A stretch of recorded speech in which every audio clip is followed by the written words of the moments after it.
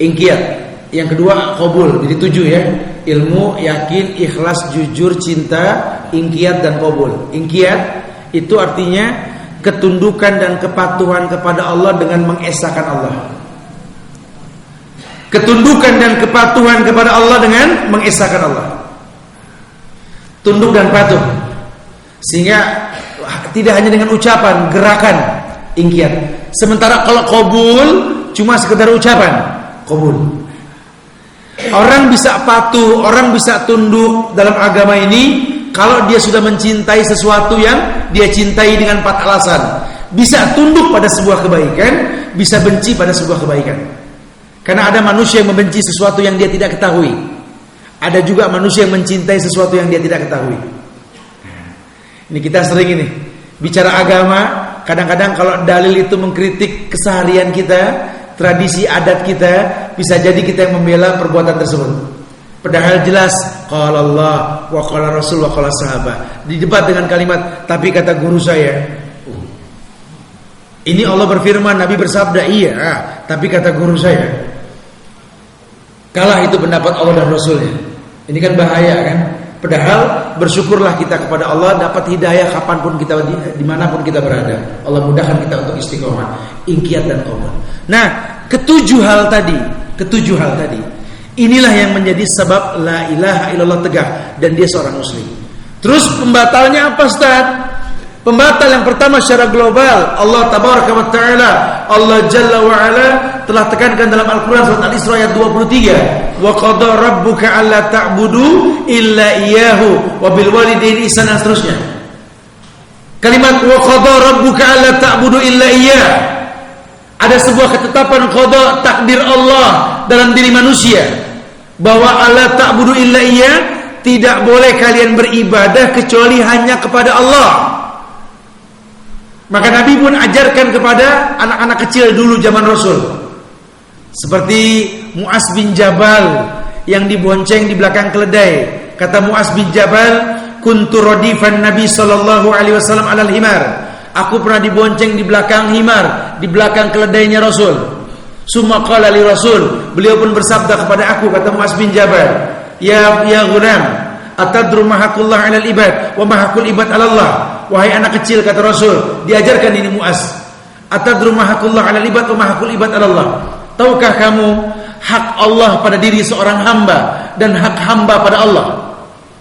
Anak kecil zaman Rasul ghulam, karena ghulam itu anak 7-9 tahun. Kalau anak kecil lahir namanya sobi.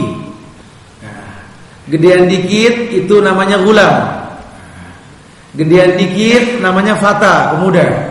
Dewasa rajul. Kalau sudah tua syekh, orang tua. Ini ghulam, anak 7-9 tahun lah. Dididik sejak kecil, kata Rasul, ya ghulam, atadru ma haqqullah 'alal ibad wa ma haqqul ibad 'ala Allah. Tahukah kamu hak Allah pada diri seorang hamba dan sebaliknya hak hamba pada Allah? Qala Mu'az, Allah wa rasulahu a'lam. Allah dan Rasulnya lebih mengetahui. Faqala Rasulullah, haqqullah 'alal ibad ala ya'buduhu wa la yusyriku bihi syai'an. Hendaklah seorang hamba itu beribadah kepada Allah dan dia tidak berbuat syirik. Wa ma haqqul ibad 'ala Allah, apa hak hamba pada Allah?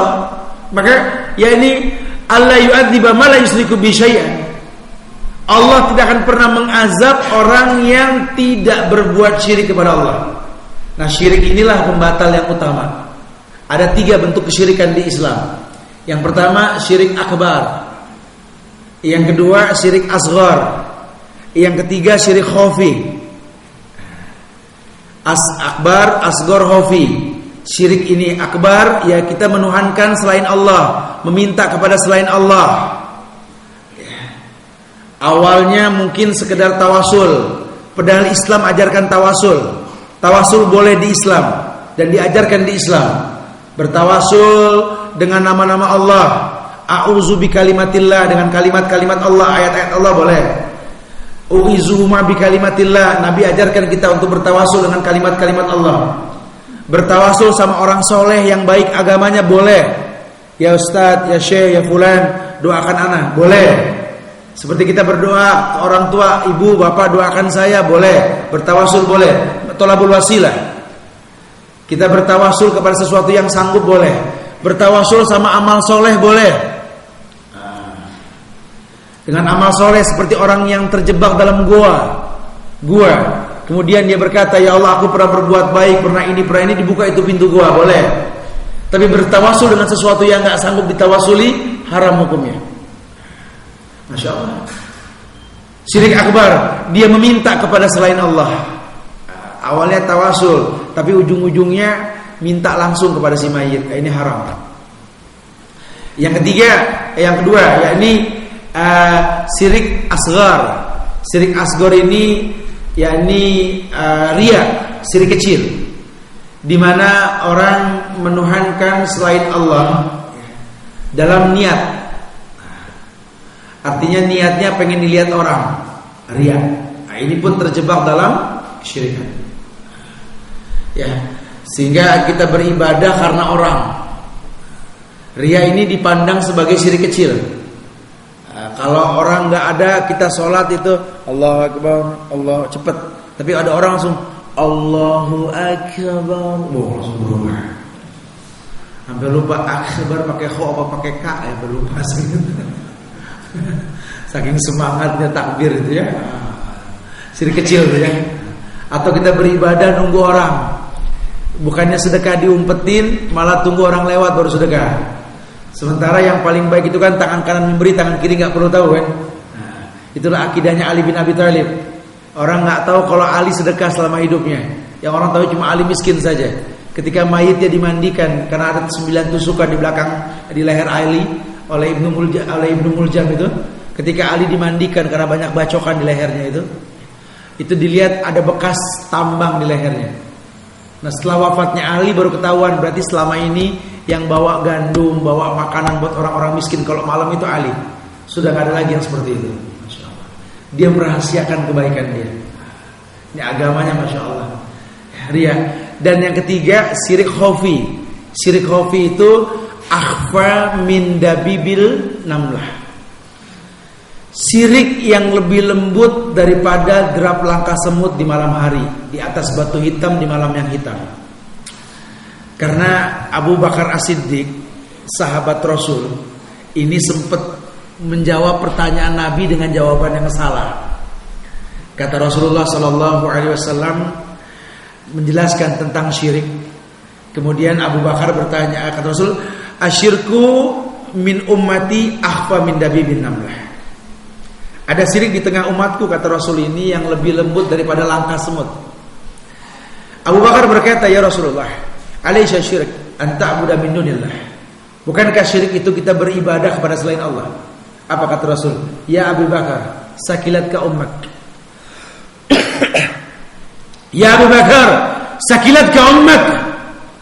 Abu Bakar, ibumu rugi punya kamu.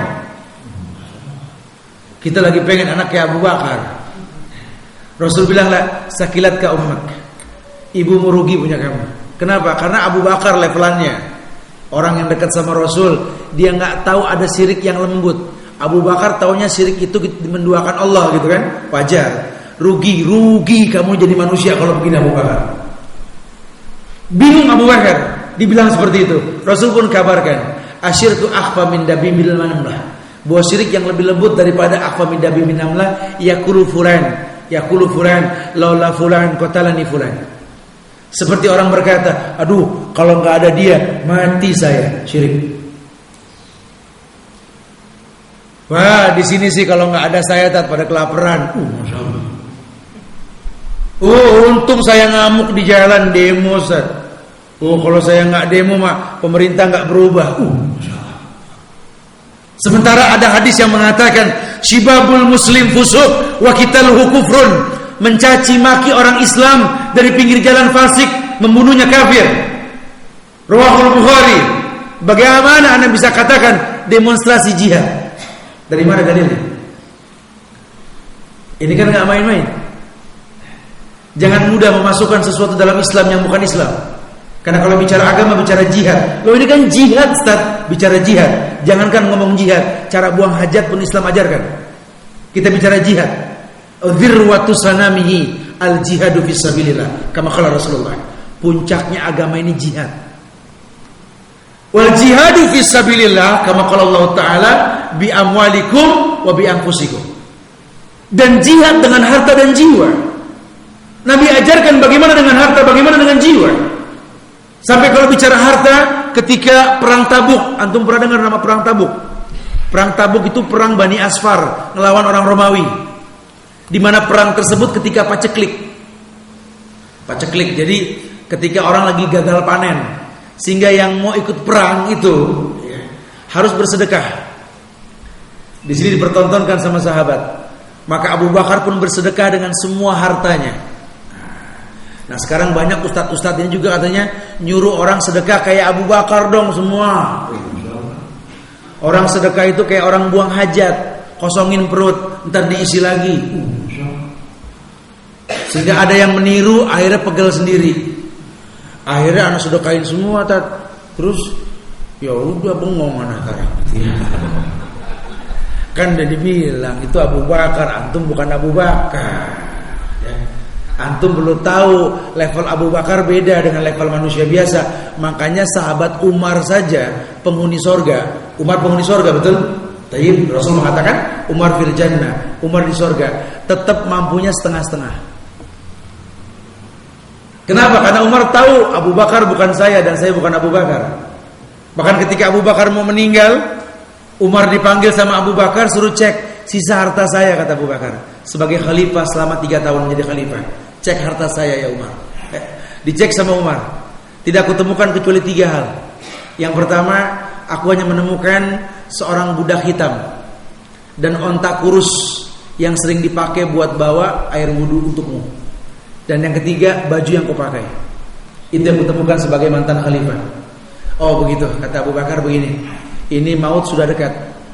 Tolong merdekakan budak itu. Juallah unta itu. Berikan ke Baitul Mal. Maka biarkan baju ini menemaniku dalam kubur. Setelah itu gantikan aku wahai Umar. Apa kata Umar? Fabaka Umar sumakala. Umar menangis. Kau meletakkan duri di kerongkonganku wahai Abu Bakar. Maksudnya apa? Aku enggak bisa berkata-kata. Bagaimana aku bisa menggantikan orang semulia kamu wahai Abu Bakar? Sementara Rasul berkata, "Lau kuntu muttakhidan min ahli al-ardi khalilan, lattakhadtu Abu Bakr khalilan, walakin sahibukum hadha khalilullah." Dulu Rasul pernah berkata, kalau boleh aku memilih kekasih, kupilih Abu Bakar sebagai kekasih. Tapi sahibukum hadha, sahabat kalian ini, kata Rasulullah, khalilullah, kekasih Allah. Mulia ini Abu Bakar. Umar suruh ganti pun enggak nyanggup. Tidak sanggup menggantikan Abu Bakar. Tapi memang sudah dipilih oleh Abu Bakar untuk mengganti, Umar menggantikan dia. Maka Umar pun menggantikan Abu Bakar. Pertama kali yang dilakukan oleh Umar apa? Umar suruh cek orang dia, periksa baju yang paling murah yang dipakai oleh masyarakatku, kata Umar. Ditemukan seorang miskin yang menggunakan baju seharga 10 dirham. Apa kata Umar? Belikan aku yang 7 dirham. Maka Umar pun terkenal dengan khalifah yang menggunakan baju dengan 9 tambalan, betul? Ini yang membuat geger ketika menaklukkan Romawi di Palestina. Hikayat ini masyhur sekali ya. Kalau baca sejarah tentang Umar dan Palestina terkenal sekali ini. Karena 3/4 dunia kan di tangan Umar. Dunia mengakui Umar menguasai 3/4 dunia sampai ke Cordova itu kan. Apa yang Umar lakukan? Ketika Umar menjadi khalifah, Umar mengganti pakaian yang termurah. Kemudian Umar Ibn Khattab ini mengganti Khalid bin Walid sebagai panglima perang di Palestina. Dan ini yang menimbulkan fitnah di para sahabat. Umar ini dari dulu benci sama Khalid ini. Khalid ini tidak pernah kalah perang, Rembonya Islam. Di mana sejarah Khalid kalah perang? Tidak ada. Sehingga dia orang yang sedih ketika meninggal di atas kasur, karena dia pengen sekali meninggal di medan tempur. Khalid. Bahkan ketika dimandikan mayitnya, syairnya berkata, tidak ditemukan pada setiap pori Khalid kecuali bekas sayatan pedang di badannya. Dan Khalid itu laki-laki yang berpenampilan perlente lah kalau orang sekarang bilang. Kalau sahabat itu pakaiannya sederhana, Khalid itu paling gagah. Karena kalau Khalid sudah pakai baju di atas kudanya, orang Romawi pun gemetar dengan penampilannya. Diganti sama Umar. Ganti dengan Abu Ubaidah bin Zarrah. Antum kalau tahu siapa Abu Ubaidah bin Jarrah, ini Khalid jenderal, Abu Ubaidah tuh kopral gitu loh. Udah nggak level lah. Buah afel, buah kedong-dong nggak level dong sudah. Sudah nggak level sudah. Ini Khalid diganti sama Abu Ubaidah, geger manusia. Maka Abdullah bin Mas'ud pun datang ke Umar, wahai Umar, terjadi fitnah, kasak-kusuk masyarakat. Kau gantikan Khalid dengan Abu Ubaidah bin Jarrah. Apa kata Umar? Begini, tidak ada kebencianku dengan sahabat Rasul. Khalid sahabat Rasul, Khalid sahabatku. Allah cinta pada Khalid, memberikan kemenangan melalui Khalid, aku pun cinta kepada Khalid. Adapun ku ganti Khalid dengan Abu Ubaidah karena aku melihat cikal bakal kesyirikan di masyarakat. Di mana ada kesyirikan wahai Umar? Kau sebagai khalifah, aku mendengar setiap orang berkata, di mana ada Khalid, di situ ada kemenangan. Syirik, kata Umar. Karena yang memberikan kemenangan Allah, yang memuliakan hidupnya Allah. Tidak akan pernah besar negeri ini kalau ada kesyirikan, kata Umar. Dan kita bisa praktekkan ke negeri Indonesia yang mulia ini, tidak akan pernah tegak kemuliaan di atas negeri Indonesia Raya ini kalau masih ada dukun pasang iklan di TV. Kesyirikan dianggap lumrah, paranormal diekspos, menangkap hal-hal gaib yang tidak ada keuntungannya sama sekali. Ini MUI harus hitam putih, jangan abu-abu, gitu loh. Harus tegas. Karena Allah tegas mengatakan, wa ma lizolimina min ansor. Tidak akan pernah ada penolong buat orang yang berbuat syirik. Inna syirka la zulmun azim. Bahwa syirik itu adalah dosa yang paling besar. Bagaimana orang bisa mulia? Sehingga ini salah satu rumus di mana Allah berikan 3/4 dunia di tangan Umar. Apakah Umar kaya? Bahkan mengimbangi sedekah Abu Bakar pun dia nggak sanggup Umar. Dia bukan orang kaya. Apa Umar tuh giant, raksasa yang besar? Karena orang kalau udah ngomong Umar tuh, Umar si giant, bohong. Antum nggak pernah baca sejarah Umar, bohong. Ya. Orang kalau cerita Umar, Umar gede, baca Syiar Alam An-Nubal tentang fisik Umar. Umar itu laki-laki tinggi, bertubuh kurus, berkulit pucat, bermata sayu. Umar berkulit pucat karena memang Umar banyak sekali berpuasa, dia kurus pucatnya. Dan bermata sayu karena kurang tidur, banyak tahajud itu Umar. Tapi kalau Umar sudah melangkah ke tujuannya, 100 langkah sebelum tujuan iblis kabur, itu Umar. 100 langkah sebelum tujuan iblis kabur, Umar. Lain sama kita, tiap langkah bareng iblis, betul masyaallah. Ini level kita sama Umar beda ya. Umar kalau sudah melangkah, iblis kabur, kesyirikan pun mingser sama Umar. Makanya Allah titipkan 3/4 dunia sama Umar. Tertaklukkanlah Palestina. Terbukti omongan Umar. Lihat, Allah berikan kemenangan karena tidak ada kesyirikan. Abu Ubaidah sebagai panglima yang serba kekurangan diberikan kelebihan Palestina. Maka orang Palestina ini merasa orang Romawi merasa diremehkan sama Umar. Mereka tuh bangga bisa ngelawan Khalid. Ya sehingga kalah pun bangga karena musuhnya setimpal. Ini musuhnya ini Abu Ubaidah, kalah 2 kali terhina Romawi. Sampai kata Romawi, saya mau menerima serah terima Palestina hanya kepada Umar, pemimpin 3/4 dunia, bukan ke Abu Ubaidah. Gengsinya tinggi nih Romawi. Maka Abu Ubaidah pun kabarkan kepada Umar tentang orang-orang Palestina yang mau ketemu sama kamu saja, nggak mau dia nyerahkan Palestina kecuali sama kamu.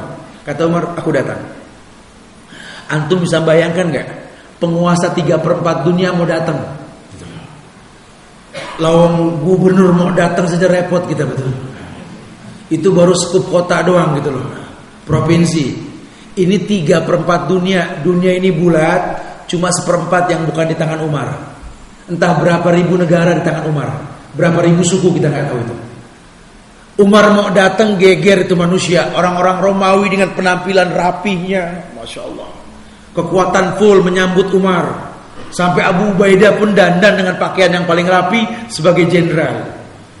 Tak lama berserang datanglah Umar bin Khattab ini. Umar datang dengan kesederhanaan, turun dari onta menggunakan baju dengan 9 tambalan. Ini yang repot si Abu Ubaidah sebagai panglima. Antum kebayang gak tuh repotnya Abu Ubaidah bin Jarrah? Mungkin kalau bahasa kita dia pepet itu Umar. Umar, apa kata dunia gitu kali ya? Ini orang nunggu kamu dengan penampilan maksimal, kamu datang dengan begini. Apa kata dunia Umar? Bagaimana dunia mau berkomentar tentang kamu, si penguasa 3/4 dunia? Begini penampilan kamu. Marah Umar. Apa dia bilang?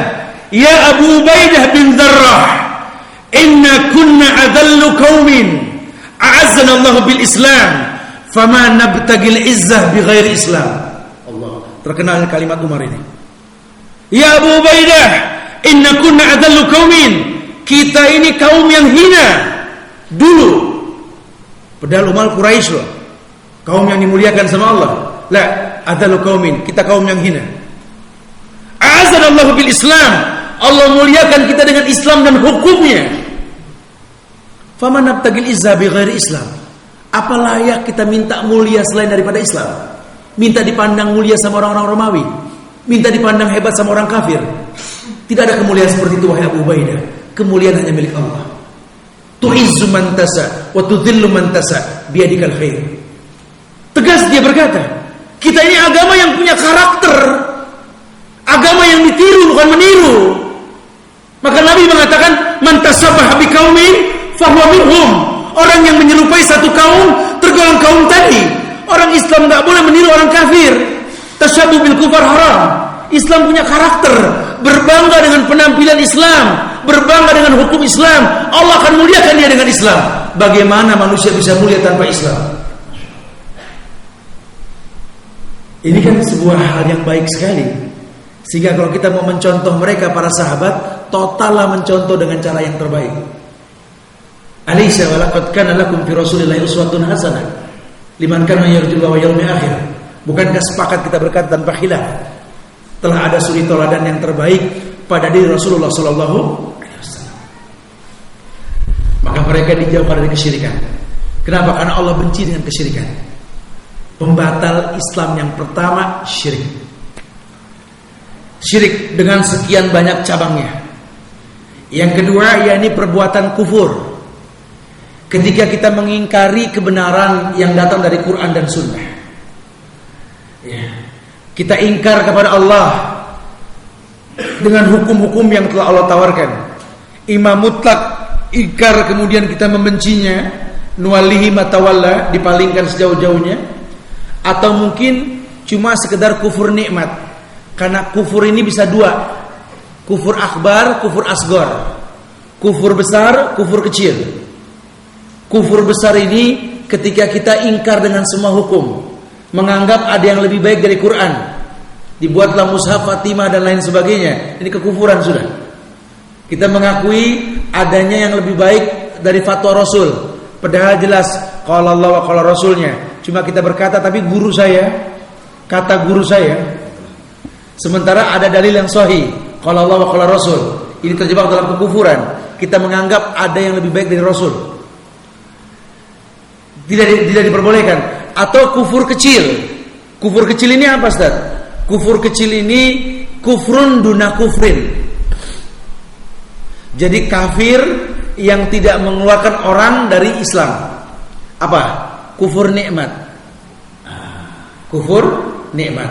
Makanya kita nggak boleh gampang mengkafirkan orang. Nggak boleh. Takfir itu tidak ada di Islam.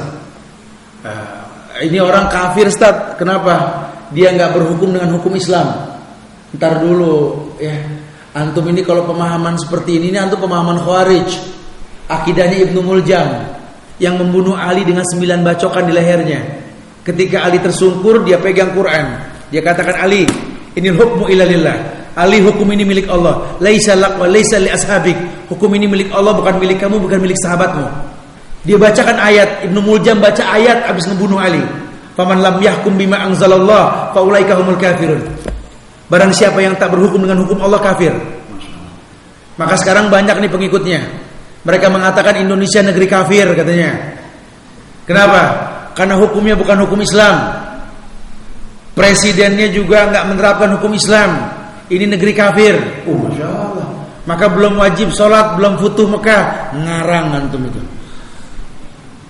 Ini negeri Islam, cuma belum sempurna keislamannya.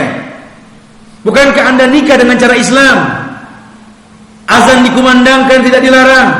Tegak hukum yang mulia. Tapi belum sempurna. Tugas kita menyempurnakan. Timbulkan cinta karena melihat kekurangan negeri ini. Bukan menghujat, mencaci, memaki. Bukan. Ini negeri Islam, cuma belum sempurna keislamannya. Presidennya kafir, Ustaz. Kenapa? Istrinya nggak pakai kerudung. Masya Allah. Antum juga kafir kalau gitu. Kenapa? Nenek antum di kampung nggak pakai kerudung gitu. Ini kok saling mengkafirkan mudah sekali. Ini berbahaya. Ya, tidak ada di Islam seperti itu. Sehingga mereka menghalalkan membunuh orang di negeri yang bukan Islam. Mulailah timbul fatwa-fatwa nyeleneh, bom bunuh diri dibilang jihad. Padahal ayat tegas mengatakan wala taqtulu anfusakum, jangan kau bunuh dirimu. Membunuh diri itu nggak boleh di Islam, tapi kau halalkan bunuh diri, mengatasnamakan Islam. Ini kan bahaya sekali. Jadi negeri kita apapun ada. Kita mau lihat orang ngaku Islam nabinya bukan Muhammad pun banyak. Kita mau lihat orang ngaku Islam kemudian membenci para sahabat pun banyak akidahnya, akidah Syiah dengan sekian banyak cabangnya. Karena Syiah 70 cabang. Kita mau lihat orang mengaku Islam tetapi dia mendalami agama, seorang perempuan ujung-ujungnya ngaku jadi Jibril pun ada di kita, betul? Di Jakarta di Jalan Keramat dulu itu. Si Edan itu siapa? Silia Edan itu. Perempuan ngaku Jibril di negeri kita. Saya kaget, saya ngajar di penjara Cipondong gitu ya. Saya lihat siapa itu dicium kakinya. Oh, si Edan ada di sana waktu itu ya, 2 tahun yang lalu. Masya Allah. Cuma di Indonesia doang Jibril haid, betul? Tapi ada, berarti ada ya, pemahaman itu ada di kita. Bilang apa? Belum lagi orang mengaku Islam mengatakan orang Islam najis karena beda pengajian. Kalau datang pergi di lab tempatnya. Sementara Nabi berkata kepada Aisyah, haidak laisa fi yadik. Perempuan yang haid itu najisnya bukan tangannya tapi haidnya. Al-mu'min la yanjis, orang beriman enggak najis kata Rasul. Haidak laisa fi yadik. Haid itu bukan di tangan. Maka ulama berpendapat bahwa orang haid boleh baca Quran. Tetapi yang paling baik dia berwudu sebelum membaca. Gitu. Karena hukum asalnya itu. Zaman Rasul tidak ada Quran. Tapi cikal bakal sudah ada perintah untuk membukukan Quran. Uktub li Abi Syadin, ada dalilnya. Sehingga berkhilaf ulama tentang ini. Iya, karena nggak najis. Di negeri kita banyak orang Islam dinajiskan. Membunuh turis. Mereka memukul rata kafir. Padahal kafir ada 2, kafir zimni dan kafir harbi. Kafir harbi itu kafir mutlak di medan perang. Bertemu orang kafir itu faqtuluhu, bunuh dia. Tapi kalau kafir zimni, kafir yang terikat dengan komitmen perjanjian. Dia seorang turis, delegasi, maka haram dibunuh. Man qatala muwahidan lam yari raihatal jannah, kata Rasulullah. Orang yang membunuh orang kafir yang terikat dengan komitmen perjanjian negara, dia tidak akan pernah mencium bau surga, kata Rasulullah. Ini kan aturan-aturan indah di Islam yang banyak orang sudah menomorduakan sehingga enggak merasakan kemuliaan agama. Efeknya apa? Keburukan. Akhir hayatnya hanya mengundang neraka, bukan surga. Kenapa? Karena surga cuma dimasuki dengan cara yang baik. Tidak mungkin manusia masuk ke dalam surganya Allah dengan cara yang baik. Antum pernah mendengar Sairul Juhala? Saya pernah sampaikan di awal kita berjumpa di malam yang lampau ya, bahwa ketika Ibnu Qayyim mengatakan tentang Sairul Juhala, banyak orang menghayalkan tentang surga, padahal Adam pernah di surga. Kata Ibnu Qayyim, nasilud dzunub ila dzunub wa nartaji darajal jinan dan naimil khalid wa laqad alimna annal abawaini akhraja min malakutihil a'la bidammin wahid. Kita orang yang suka menyambung dosa tapi pengen masuk surga, kita itu. Kata Ibnu Qayyim, dosa kita buat tapi tetap minta derajat penghuni surga. Sementara ditegaskan dalam agama dengan tegas-tegasnya. Beliau orang yang berkata bahwa walaqad alimna annal abawaini, semua tahu dan kita tahu orang tua kita Adam dan Hawa. Jadi akidah orang Islam dari zaman dulu, orang tua kita Adam dan Hawa. Cuma sekarang banyak juga orang Islam liberal yang berpendapat bahwa kita ini turunan monyet. Padahal